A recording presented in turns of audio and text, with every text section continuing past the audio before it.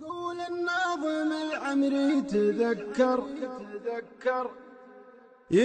الناظم العمري تذكر زمان كان فيه الطيب يذكر، وذاك المجتمع ما فيه منكر، وكل كان مشغول بحاله.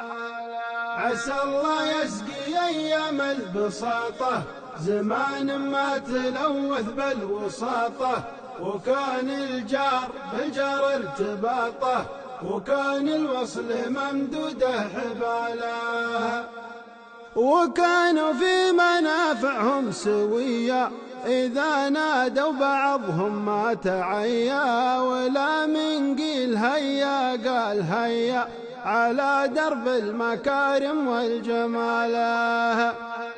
وكان الشخص يسمع قول عمه إذا ناداه حالا راح يمه، يلبي لو طلب روحه ودمه، وهذا سلم رواد الشكاله. عسى الله يسقي أيام البساطة زمان ما تلوث بالوساطة، وكان الجار بالجار ارتباطه، وكان الوصل ممدوده حباله. نهار العيد يلتم الجماعة على ضحك وسواليف وطاعة، وزاروا بعضهم في نصف ساعة ولو ما يشربون إلا بياله. وكان الغيث ينزل كل ليلة نرى المطلع علينا سلسلة، وصارت الأرض بالخضرة جميلة، وشكل العشب من شافه سعاله. عسى الله يسقي أيام البساطة زمان ما تلوث بالوساطة، وكان الجار بالجار ارتباطه، وكان الوصل ممدوده حباله. وهذه كانت أحوال القدامى إذا استسقوا طلوا بلا الغمامى، عليهم يا عرب مني سلامة عدد من يذكر الله بابتهاله. وفي هذا الزمن قل التراحم بعد ذاك التواصي والتلاحم، على العصيان يا كثر التزاحم إذا قفا شر جا شر بداله. عسى الله يسقي أيام البساطة زمان ما تلوث بالوساطة، وكان الجار بالجار ارتباطه، وكان الوصل ممدوده حباله.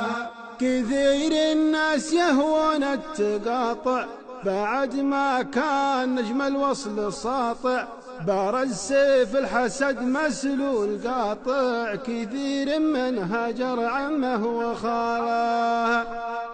ويا كم واحد يحسد قريبه على شانه تغانى يا مصيبه، ما وده اخوه يتهنى نصيبه تشوفه ينتظر ساعة زواله.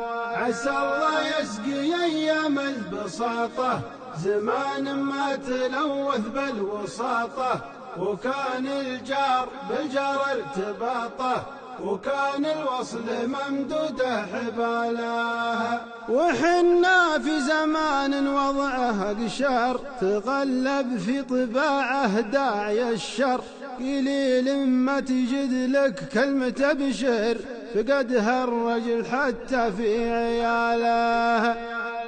نصلي في السنة 20 مرة للاستسقاء ولا هلي قطره، بلانا من معاصي مستمرة ترد الخير عنا بأي حاله.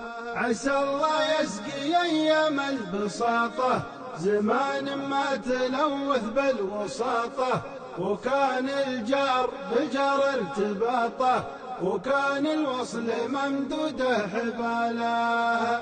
ختاما يا رجاجل اسمحوا لي فأنا وضحت مما شفت حولي، وكان اخطيت قوموا وضحوا لي فأنا شاعر قصيد راس ماله. عسى الله يسقي أيام البساطة زمان ما تلوث بالوساطة، وكان الجار بالجار ارتباطه، وكان الوصل ممدوده حبال.